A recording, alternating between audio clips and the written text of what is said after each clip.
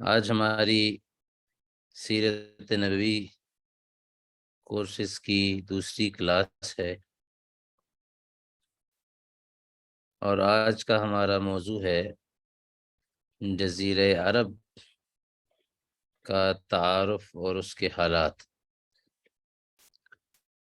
کیونکہ رسول اللہ صلی اللہ علیہ وسلم جس خطے میں تشریف لائے، جس علاقے میں آپ کی بعثت ہوئی، اس علاقے کو سمجھنا آپ کی دعوت اور اس کے مقاصد کے حوالے سے بہت اہمیت رکھتا ہے۔ اس وجہ سے یہ ضروری ہے کہ ہم اس علاقے کو سمجھیں اور اس کو ذرا ڈسکس کریں۔ دوسری بات یہ بھی ہے کہ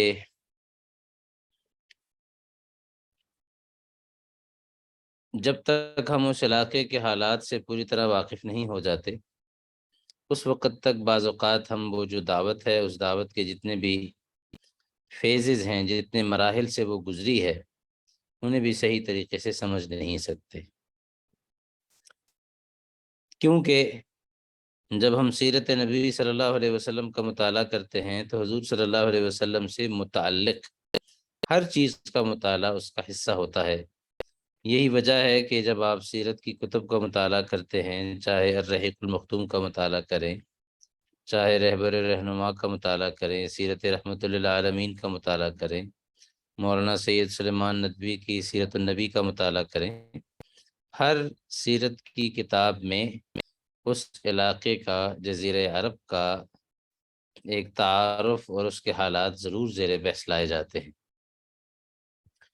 پھر ایک اور بات بھی ہے کہ رسول اللہ صلی اللہ علیہ وسلم نے اپنے بارے میں ارشاد فرمایا کہ ان اللہ اختارنی واختار لی اصحابی، اللہ رب العزت نے میرا انتخاب فرمایا اور میرے لیے میرے ساتھیوں کا بھی انتخاب کیا۔ تو اس سارے بیک گراؤنڈ کو سمجھنے کے لیے کہ آپ کا انتخاب ہوا اور آپ کے لیے آپ کے ساتھیوں کا انتخاب ہوا، تو وہ خطہ اور اس خطے کے اندر جو ایک ڈیموگرافک پوزیشن ہے، جو مختلف ٹرائبل سسٹم ہے، وہاں کا جو قبائلی نظام ہے، وہ سارے نظام کو بھی سمجھنا ہمارے اس اسٹڈی کا حصہ ہے۔ تو جہاں تک عرب کا تعلق ہے، تو لفظ عرب جو ہے، اس کو ہم پہلے سمجھ لیتے ہیں کہ عرب کہتے کسے ہیں۔ دو معنی ہمیں ملتے ہیں کتابوں میں اس لفظ کے حوالے سے۔ ایک یہ کہ عرب کہا جاتا ہے اس شخص کو جو اپنے اظہار ما فی الضمیر پر پوری قدرت رکھتا ہو، بہت اچھے طریقے سے اپنے دل کی بات لوگوں کے سامنے رکھ سکتا ہو، اس کو عرب کہا جاتا ہے۔ اور اس کے مقابلے میں جو متبادل ٹرم ہے، جو اس کی اپوزٹ ٹرم ہے، وہ عجم ہے، اور عجم عربی زبان میں گونگے کو کہتے ہیں۔ تو وہ جو عرب اپنے بارے میں ایک کنسیپٹ رکھتے تھے کہ جو اظہار ما فی الضمیر کی قدرت ہمارے اندر ہے، دنیا میں اور کسی طبقے کے اندر وہ نہیں ہے، وہ کنسیپٹ کا جو اظہار ہے وہ ان کے نام کے اندر بھی موجود ہے۔ دوسری بات یہ کہی جاتی ہے کہ لفظ عرب کا معنی ہوتا ہے صحرا یا دشت، یا ایسی جگہ جہاں کوئی چیز اگتی نہیں ہے، جہاں کوئی چیز اگتی نہیں ہے، جہاں نباتات نہیں ہوتی، جو بے آب و گیاہ علاقہ ہوتا ہے، اسے کہا جاتا ہے عرب۔ تو اس حوالے سے اگر ہم دیکھیں تو چونکہ وہ جو خطہ ہے وہ سارا، اس کو قرآن کریم نے بھی وادی غیر ذی زرع سے تعبیر کیا ہے، یعنی ایسی وادی جہاں کوئی کھیتی باڑی نہیں ہو سکتی، جہاں زمین کی کوئی پیداوار نہیں ہے، اس خطے کو خطہ عرب سے تعبیر کیا جاتا ہے۔ پھر آپ ایک اور بات پر غور کریں کہ یہ جو علاقہ ہے، اگر ہم مجموعی طور پر اس کا جائزہ لیں تو جزیرہ عرب کو جزیرہ کیوں کہتے ہیں؟ عربی میں اس کے لیے جزیرے کے لفظ استعمال ہوتا ہے پیننسولا۔ جزیرہ وہ علاقہ ہوتا ہے کہ جس کے تین اطراف میں پانی ہو اور ایک طرف اس کا تعلق زمین کے کسی علاقے کے ساتھ زمینی رابطہ ہو اور تین اطراف سے اس کے پانی ہو۔ تو عرب کا علاقہ بھی ایسا ہی ہے کہ اس کے ایک طرف خلیج عرب ہے بحیر احمر ہے، بحیر ہند ہے، بحیر عرب ہے، اور بحیر فارس بھی اس کو کہتے ہیں۔ یہ سارے علاقے، یہ سارے جو سمندری یا پانی کے علاقے ہیں، یہ جزیرہ عرب کے 3 اطراف میں موجود ہیں۔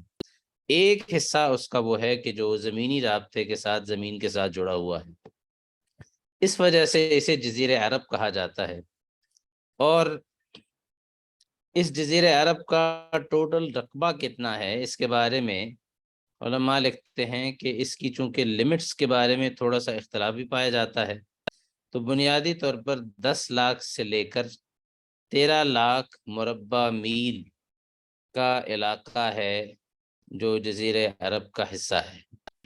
پھر اگر آپ اس بات پر غور کریں کہ وہاں کی جو حالت ہے، اس علاقے کے اندر صحرا بہت بڑے بڑے ہیں، ایسے ایسے صحرا ہیں کہ بعض اوقات قافلے جب ان میں گھس جاتے تھے تو ریت وہاں اڑتی رہتی ہے، ہوائیں جب تیز چلتی ہیں تو کئی بار ایسے بھی ہوا تاریخ میں کہ وہاں قافلے ریت کا مقابلہ نہیں کر سکتے، اور اس کے نتیجے میں وہ پورے قافلے ان ریتیلے صحراؤں میں دھنس گئے۔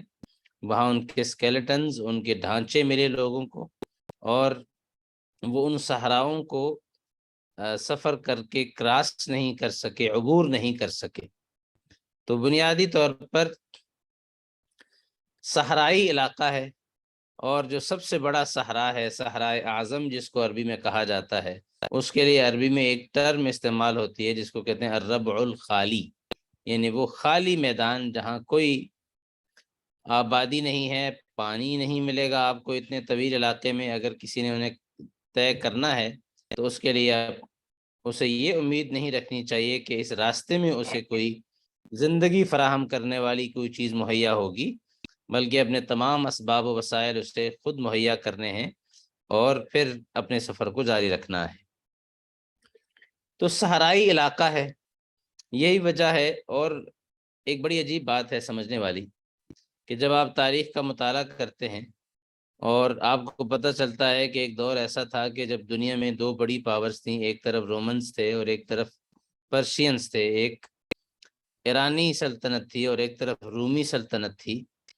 رومی سلطنت اور ایرانی سلطنت دونوں ایسے علاقوں پر تھیں کہ دونوں اگر چاہتے تو عراق کی سائڈ سے ایرانی سلطنت عرب علاقوں پر یلغار کر سکتی تھی، اور شام کی طرف سے رومی سلطنت کے پاس یہ مواقع تھے کہ وہ عرب علاقوں پر یلغار کرے اور ان علاقوں کو اپنے قبضے میں لے کر وہاں اپنی حکومت قائم کرے۔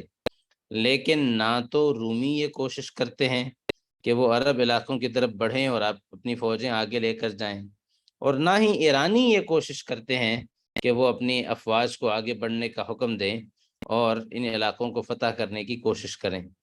اس کی جو بنیادی وجہ ہے وہ یہ صحرا تھے، کیونکہ انہیں یہ خطرہ تھا کہ اگر ہم نے اپنی فوج یہ صحرا کے اندر ڈالی تو ہمیں اپنی فوج کے ڈھانچے ہی واپس ملیں گے، ہم ان علاقوں کو کسی بھی طرح فتح نہیں کر سکتے، ان علاقوں پر قبضہ نہیں کر سکتے۔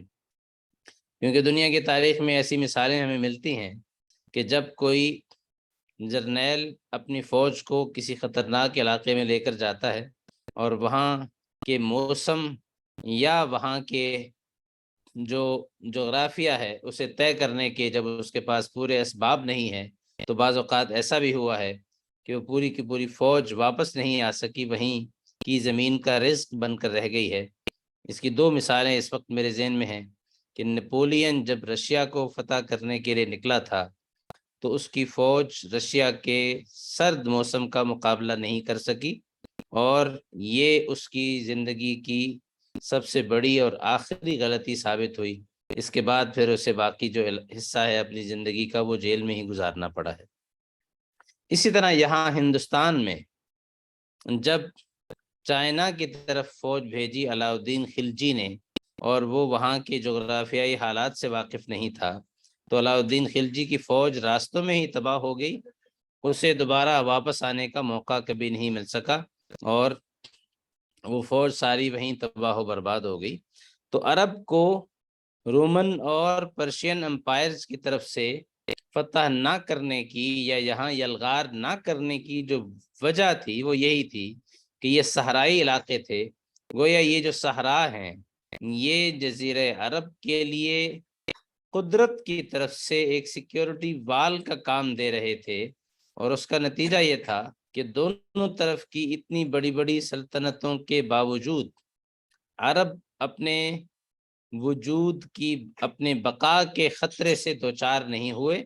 انہیں کبھی بھی یہ محسوس نہیں ہوا کہ وہ کسی فاتح کی طرف سے مغلوب کر کے مفتوح بنا لیے جائیں گے اور کسی بیرونی فاتح کا ان کے علاقے پر قبضہ ہو جائے گا۔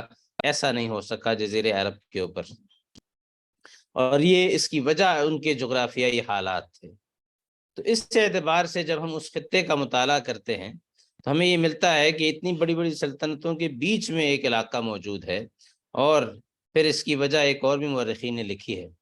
وہ یہ کہتے ہیں کہ جس علاقے پر عموماً کوئی قوم قبضہ کرتی ہے، کوئی فوج بھیجی جاتی ہے، وہاں ایک یونائٹڈ سسٹم ہوتا ہے، کوئی حکومت ہوتی ہے، کوئی نظام ہوتا ہے۔ آپ کو کچھ محدود طبقے کو یا محدود لوگوں کو اپنے قابو میں کر کے وہاں پر آپ اپنا تسلط یا اپنا قبضہ شروع کر سکتے ہیں۔ لیکن عرب کا مسئلہ یہ تھا کہ یہاں پر ایک یونائٹڈ گورننس سسٹم نہیں تھا۔ ہر قبیلہ اپنی سطح پر خود آزاد اور خود مختار تھا۔ تو اب قوم کے محدود طبقے سے یا محدود فوج سے یا محدود ایک کلاس سے لڑنے کے بعد ملک فتح کرنا یہ آسان ہے بنسبت اس کے کہ ہر علاقے میں جا کر آپ کو وہاں کے سرداروں یا وہاں کے نوابوں یا وہاں کی جو ایلیٹ کلاس ہے ان کے ساتھ نئے سرے سے جنگ چھیڑنی پڑے، اور وہاں کوئی ایک متحدہ قسم کا نظام موجود نہ ہو تو یہ آنے والے فاتح کے لیے ایک درد سر کے سوا اور کچھ نہیں ہوتا۔ اس وجہ سے کسی نے بھی ان علاقوں کو فتح کرنے کی کوشش نہیں کی۔ پھر جہاں تک عرب کا تعلق ہے، جب ہم تاریخ کا مطالعہ کرتے ہیں تو ہمیں یہ پتہ چلتا ہے کہ یہ جو جزیرہ عرب ہے یہ بنیادی طور پر 4 یا 5 حصوں کے اندر بٹا ہوا ہے۔ ان کے 4-5 حصوں کے الگ الگ نام ہیں، اور یہ وہاں کے مجموعی علاقوں کے نام ہیں۔ ایک علاقہ وہ ہے جسے حجاز یا تہامہ کے حجاز کے نام سے یاد کیا جاتا ہے۔ یہ وہ مکہ مکرمہ، مدینہ منورہ جیسے جو بڑے مشہور شہر ہیں یہ حجاز کے حصے کے اندر شامل ہیں۔ ایک حصہ وہ ہے جسے غور یا تہامہ کے نام سے یاد کیا جاتا ہے۔ غور یا تہامہ، غور اصل میں کہا جاتا ہے نشیبی علاقے کو، وہ علاقہ جو ذرا زمین میں نیچے کی طرف ہو اس کو غور کہا جاتا ہے، تہامہ بھی اس کو کہتے ہیں۔ ایک علاقہ حصہ وہ تھا۔ پھر تیسرا حصہ جو ذکر کیا جاتا ہے وہ نجد ہے۔ نجد عربی زبان میں فراز کو کہتے ہیں۔ فراز کا معنی ہوتا ہے ابھری ہوئی زمین جو ذرا اونچائی کی طرف مائل ہو، اس کو نجد کہا جاتا ہے۔ اور پھر اسی طرح ایک حصہ ہے عروض۔ یہ علاقہ وہ تھا جو چڑھائی میں تھا، یہاں بحرین اور عمان جیسے جو ممالک ہیں وہ یہاں واقع ہیں۔ تو یہ 4-5 حصوں میں پورا جزیرہ عرب تقسیم تھا، اور اس جزیرہ عرب اور یہ جو چاروں نام ہیں اس علاقے کے، یہ نام اس علاقے کی جغرافیائی حالت کی طرف معمولی سا اشارہ بھی کرتے ہیں۔ اس علاقے میں پہاڑی سلسلے بھی ہیں، اور یہاں کے جو عرب ہیں، قومیں ہیں، قومیت کے اعتبار سے یہ علاقہ 3 حصوں میں منقسم تھا۔ ایک حصہ وہ ہے جسے عرب باعدہ کہا جاتا ہے۔ باعدہ کا مطلب ہوتا ہے ہلاک ہونے والے یا گزرے ہوئے لوگ جو دنیا سے جا چکے ہیں۔ جیسے ہم جب قرآن کریم کو مطالعہ کرتے ہیں تو ہم نے قوم عاد کا ذکر پڑھا ہے، قوم سمود کا ذکر پڑھا ہے۔ کچھ ایسے بھی ہیں جن کا ذکر قرآن کریم میں نہیں ہے، جیسا کہ قسم ہے، تاسین اور میم۔ اسی طرح ایک قوم گزری ہے عربوں میں جدیس، جیم دال یاسین، جدیس کے نام سے۔ اور بھی کچھ قومیں ہیں۔ یہ وہ لوگ ہیں کہ جو گزر چکے ہیں، ان کا کوئی نام و نشان باقی نہیں رہا، ان کا کوئی قومی ورثہ بھی باقی نہیں رہا، ان کے بارے میں کوئی نہیں کہتا کہ فلاں لوگ ان کی نسل سے ہیں، یہ ختم ہو چکے ہیں۔ یہ گویا مٹ جانے والی قومیں ہیں جن کا نام و نشان ختم ہو چکا ہے۔ قوم عاد بھی اس میں شامل ہے، قوم سمود بھی اسی کا حصہ ہے۔ اسی طرح اگر آپ دیکھیں دوسرا حصہ عربوں کا وہ تھا جسے عرب عاربہ کہا جاتا ہے، یہ اصل عرب کہلاتے ہیں۔ ان کے بارے میں کہا جاتا ہے کہ یہ یعرب بن قحطان کی اولاد سے ہیں۔ ان کا جو جد امجد ہے جس سے ان کی نسل چلی ہے اس کا نام یعرب بن قحطان ہے۔ اس وجہ سے اس عرب عاربہ کا دوسرا نام قحطانی عرب بھی ہے۔ یہ جو قوم ہے عربوں کی، ان کا اصل علاقہ یمن ہے۔ یمن اگر ہم ہندوستان سے کراچی کے ساحل سے سمندر کا سفر کرتے ہیں بحیرہ ہند میں، تو عرب کا پہلا حصہ جو ہمیں سامنے آتا ہے جغرافیائی اعتبار سے وہ یمن ہے۔ سب سے قریب ہمارے جو لگتا ہے وہ یمن ہے۔ تو ایک کونا ہے جہاں سے یمن کا آغاز ہوتا ہے۔ اور یمن کا جو لفظ ہے ایک اور بات بھی کہی جائے، یمن جو ہے غور کے علاقے، اور جو آگے والا علاقہ تھا وہ نجد کا علاقہ، وہ ذرا ابھرا ہوا ہے، تھوڑا اونچائی کی طرف ہے۔ تو یمن ایک نام رکھنے کی وجہ یہ بھی ہے کہ یمن نکلا ہے یمن سے، اور یمن کہتے ہیں برکت کی چیز کو، برکت والی جگہ کو۔ یہی وجہ ہے کہ رسول اللہ صلی اللہ علیہ وسلم نے بھی ایک حدیث میں یمن کے لوگوں کی بڑی تعریف فرمائی ہے۔ آپ نے فرمایا کہ الایمان یمان والحکمت یمانیۃ، ایمان تو یمنیوں کا ایمان ہے اور حکمت اور دانائی تو اصل میں یمنیوں کے پاس ہے۔ یہ جو یمن والے عرب ہیں یہ ان کو کہا جاتا ہے عرب عاربہ، یعنی اصل عرب ہے۔ یہ شروع سے ہی عرب چلے آ رہے ہیں۔ پھر اس کے بعد اور ان کو عرب قحطانی بھی کہتے ہیں کیونکہ ان کے جد امجد کا نام یعرب بن قحطان تھا۔ اور اس قوم کی خاص بات آپ یہ دیکھیں کہ یہاں پر بڑی بڑی تہذیبیں رہی ہیں یمن کے علاقے کے اندر۔ مثلا آپ قرآن کریم میں 22ویں پارے میں ایک سورت ہے سورہ سبا، اور ملکہ بلقیس کا ذکر آپ نے پڑھا ہے حضرت سلیمان علیہ السلام کے زمانے میں، وہ اس قوم سبا کی تھی، یمن کے علاقے سے اس کا تعلق تھا۔ اور اسی طرح جب آپ قرآن کریم میں مختلف لوگوں کا، مختلف قوموں کا ذکر پڑھتے ہیں تو ان میں آپ کو ایک نام ملتا ہے تبع کا، وقوم تبع کی قوم، فرعون کی قوم کا ذکر ہے، دیگر قوموں کا ذکر آ رہا ہے۔ تو سورہ قاف میں 26ویں پارے میں تبع کی قوم کا ذکر ہے، اسی طرح 23ویں پارے میں سورہ صاد میں بھی ذکر ہے۔ تو تبع کی جمع ہے تبابعہ، یہ بادشاہوں کی ایک نسل تھی، جیسے فرعون ایک بادشاہ کا لقب تھا۔ تو یہ وہ لوگ، یہ جو بادشاہ تھے یہ یمن کے تھے، قوم سبا پر یہ حکومت کر رہے تھے۔ اور اس وقت کی قدیم تہذیب میں سبا کے جو لوگ تھے ان کے بارے میں قرآن کریم یہ ذکر کرتا ہے کہ انہوں نے اتنا زیادہ اپنے علاقے کو سرسبز و شاداب بنایا تھا کہ یہ جب سڑکوں پر چلتے تھے تو راستے جو تھے ان کے دونوں طرف باغ ہوتے تھے، جنتان عن یمین و شمال، دائیں اور بائیں طرف دو باغات، کلوا من رزق ربکم واشکروا لہ۔ اللہ تعالیٰ ان لوگوں سے فرماتے ہیں کہ تم اپنے رب کی روزی کھاؤ اور ساتھ ساتھ اس کا شکر ادا کرو۔ بلدۃ طیبۃ ورب غفور، کہ یہ کتنا پاکیزہ شہر ہے اور کتنا ہی بخشنے والا پروردگار ہے تمہارا۔ تو اس اعتبار سے جب ہم دیکھتے ہیں تو ہمیں یہ نظر آتا ہے کہ یہ جو تبع کا جو علاقہ ہے یہ یہی یمن کا علاقہ ہے۔ کو گویا جن قوموں کی طاقت کا، ان کی سرسبزی و شادابی کا، ان کے کثیر الوسائل ہونے کا، کہ جن کے پاس ریسورسز کی کثرت تھی، جن قوموں کا ذکر قرآن کریم میں آیا ہے ان میں ایک تبع کی قوم یعنی یمن کے لوگ بھی اس میں شامل ہیں۔ تو یہ ایک اس علاقے کے لوگوں کی یہ خاصیت تھی۔ پھر دوسرے نمبر پر اگر ہم دیکھیں تو یہ جو مدینہ منورہ میں حضور صلی اللہ علیہ وسلم کے زمانے میں کچھ قبائل آباد تھے جو سب سے پہلے اسلام بھی لے کر آئے، اوس اور خزرج نام کے، یہ بھی اگرچہ اصل میں یمن کے رہنے والے تھے لیکن بعد میں کچھ حالات کی وجہ سے یہ یمن چھوڑ کر مدینہ میں آ کر بسے، اور مدینہ میں آ کر بسنے کی وجہ سے ان کا تعلق بھی عرب عاربہ کے ساتھ ہی تھا، اگرچہ یہ رہتے دوسرے علاقے میں تھے، رہتے یہ حجاز میں تھے، لیکن نسلی اعتبار سے ان کا تعلق عرب عاربہ کے ساتھ تھا۔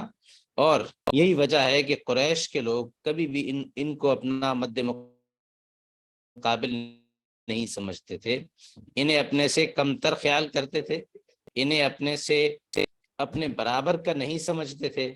اور آپ کو وہ واقعہ یاد ہوگا کہ رسول اللہ صلی اللہ علیہ وسلم جب غزوہ بدر میں ان کا مقابلہ ہوا اور آپ علیہ الصلوۃ والسلام نے سب سے پہلے انصار کے 3 لوگوں کو مقابلے کے لیے آگے کیا، تو مشرکین کے لشکر کی طرف سے جو 3 لوگ آگے آئے، جن میں ایک عتبہ تھا اور ایک شیبہ تھا تو اور ایک ولید بن عتبہ تھا، تو انہوں نے آ کر سوال کیا کہ یہ کون لوگ ہیں جو ہمارے مقابلے میں آئے ہیں؟ تو انہیں بتایا گیا کہ یہ اوس اور خزرج کے ہیں۔ تو اس نے کہا کہ انہوں نے کہا ہم ان سے مقابلہ نہیں کریں گے، ہم انہیں اپنے برابر کا سمجھتے ہی نہیں، اگر آپ نے ہم سے جنگ کرنی ہے تو ہمارے مقابلے میں ہمارے بھائیوں کو، یعنی وہ جو مکہ سے ہجرت کر کے مدینہ آئے ہیں مہاجرین، انہیں ہمارے سامنے لائیے۔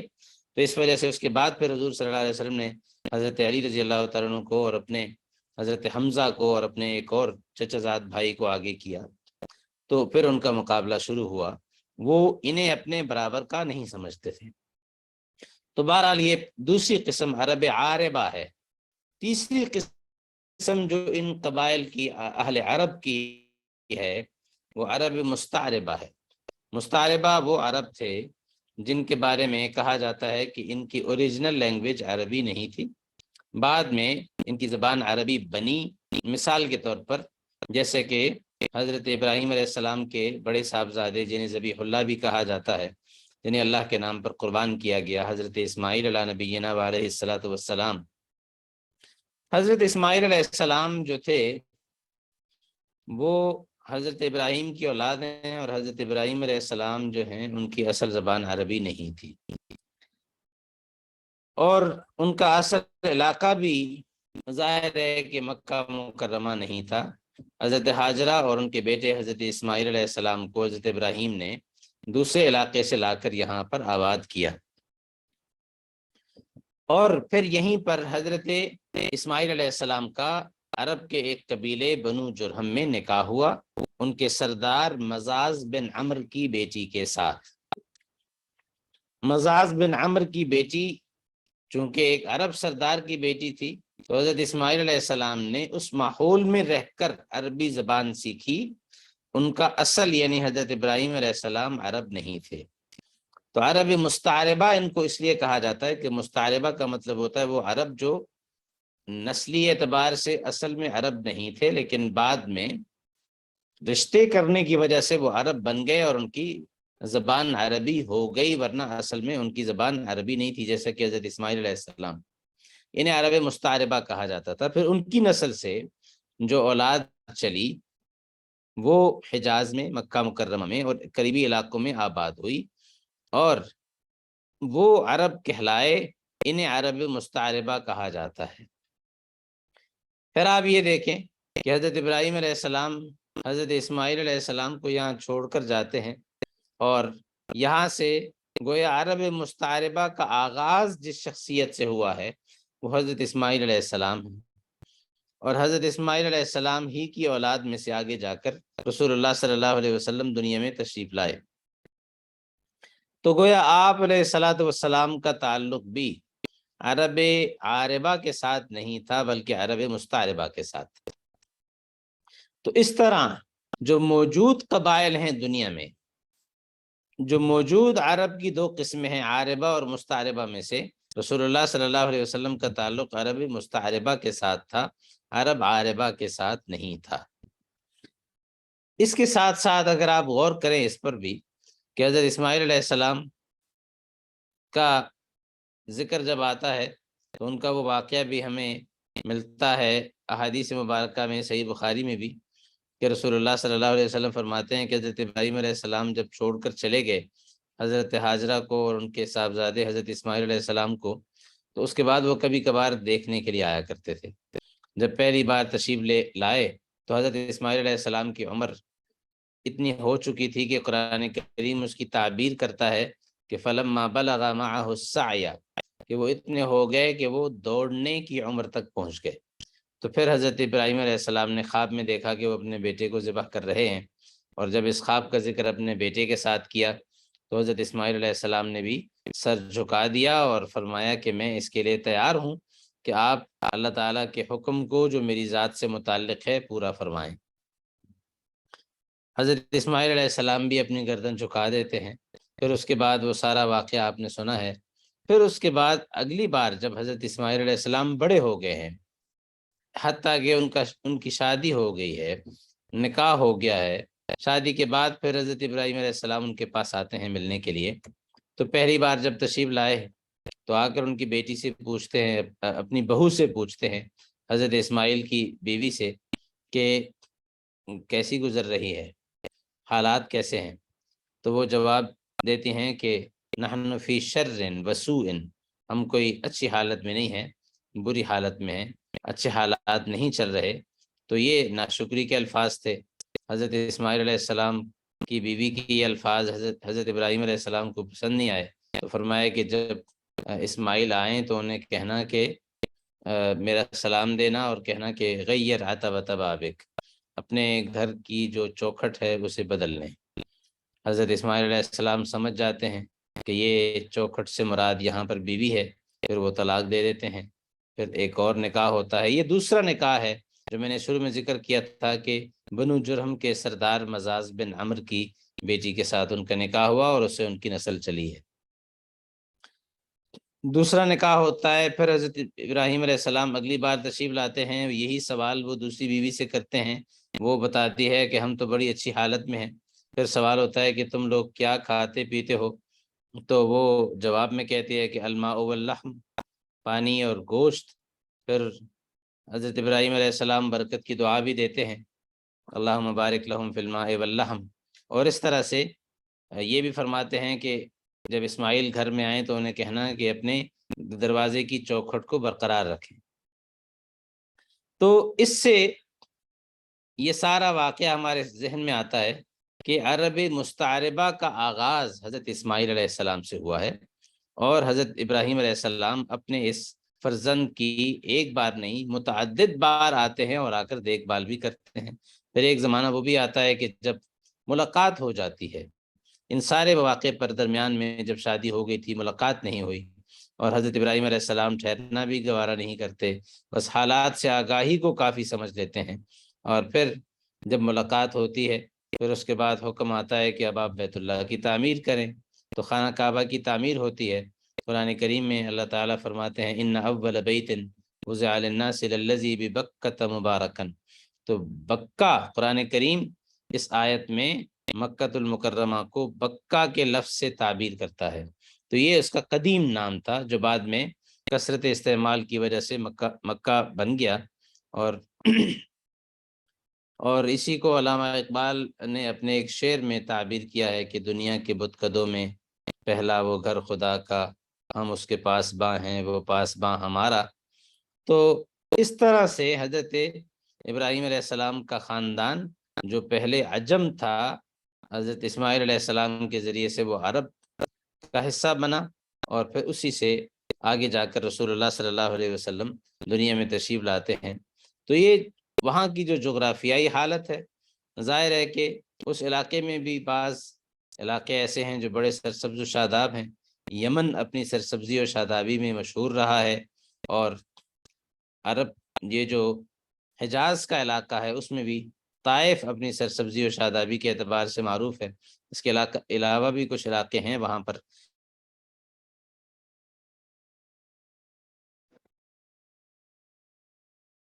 اس کو سمجھنا ضروری ہے، اس مقصد کے لیے کہ ہم رسول اللہ صلی اللہ علیہ وسلم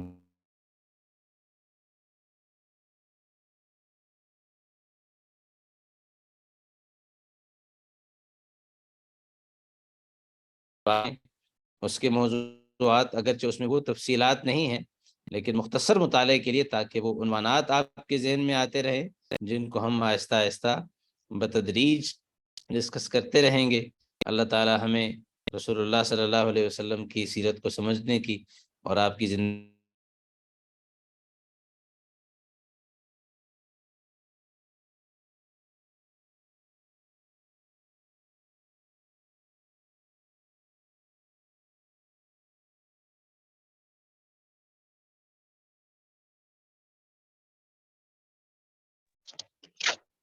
السلام علیکم استاد، یہ آواز کاٹ رہی ہے.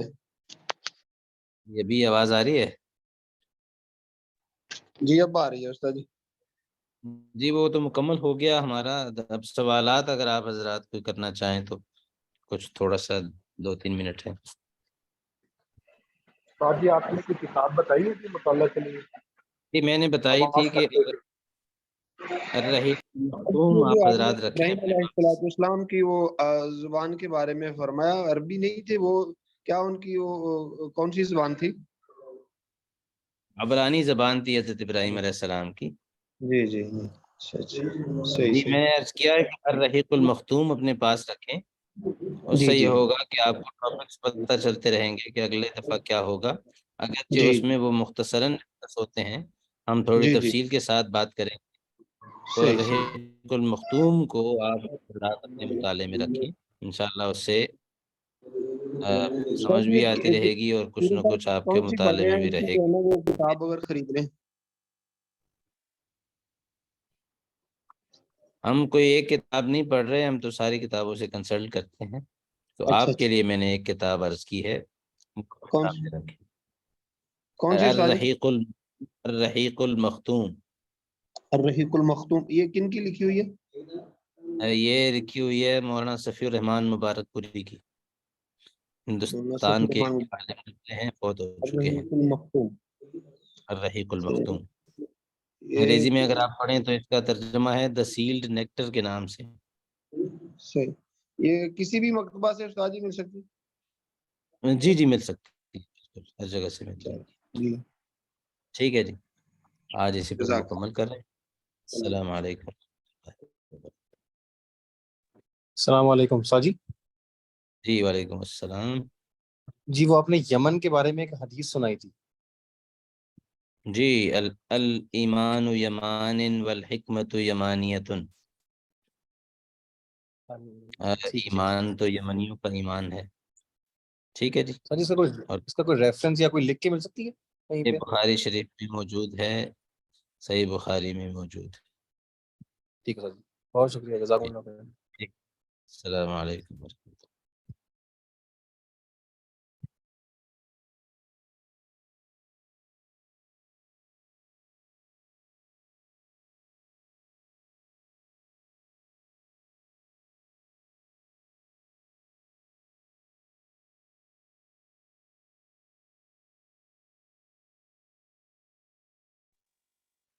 السلام علیکم.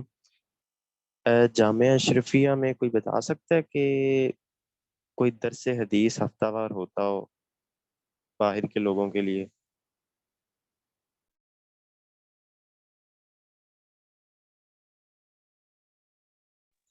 وعلیکم السلام ورحمۃ اللہ وبرکاتہ. جی اس والے سے استاد جی سے رابطہ کرنا پڑے گا. اور یہ کورس کب تک چلے گا؟ جی کنفرم نہیں ہے، یہ ہفتے میں ایک دفعہ ہی ہوتے ہیں، کلاس ہوتی ہے ہر سنڈے کو.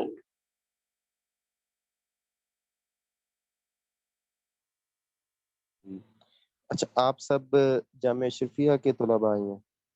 جی جی ہم نے دراسات دینیہ مکمل کیا ہے آن لائن میں. اچھا ماشاء اللہ، سارا آن لائن کیا آپ نے؟ جی جی سر آن لائن کیا. صحیح.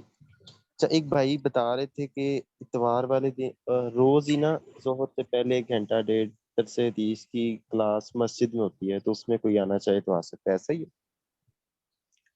وہ پچھلی کلاس میں بتا رہے ہوں گے، لیکن مجھے جب میں اس وقت نہیں تھی، اور اس کی ریکارڈنگ سن لیں گے تو آپ کو پتہ چل جائے گا، یا پھر اگلی دفعہ استاد صاحب آئیں گے تو اس سے پتہ چلے گا، یا پھر آپ کے پاس اس کا نمبر ہوگا تو وہاں سے بھی آپ پوچھ سکتے ہیں، قاری حنیف صاحب سے بھی پوچھ سکتے ہیں.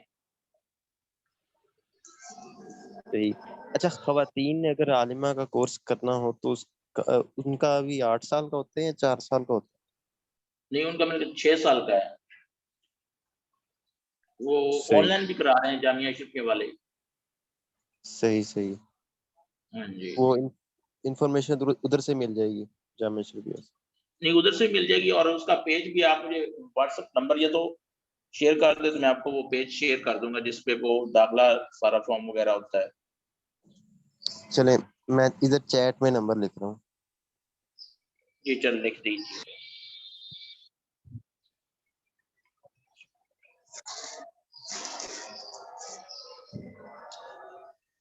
جی بھائی اپنا نام بھی بتا دیجیے گا. معین نام ہے. اچھا معین نام ہے, جی ٹھیک ہو گیا, میں آپ کو سینڈ کرتا ہوں بھائی. جی ٹھیک ہوگا, بہت شکریہ. السلام علیکم. جی ٹھیک, وعلیکم السلام ورحمۃ اللہ.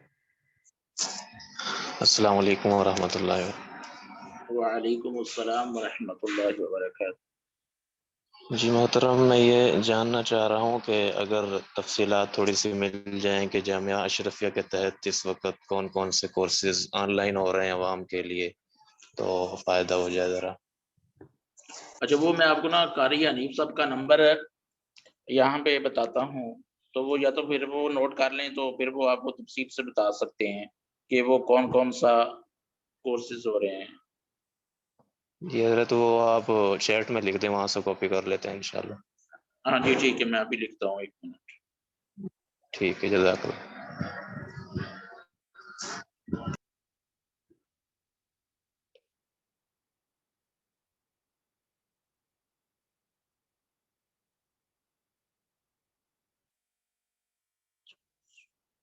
چار سو ستر 4115 477 477 4115 0345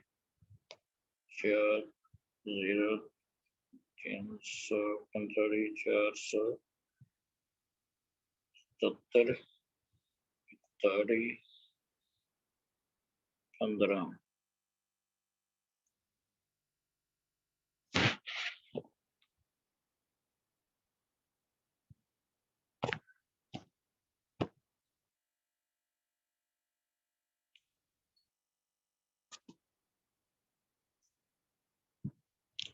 جی بھائی یہ نمبر ہے, یہ نوٹ کر لیجیے گا. یہ مولانا حنیف صاحب ہے جو ہمارے سارے نظام کو, کمپیوٹر والے نظام کو دیکھتے ہیں, یہ ان کا نمبر ہے.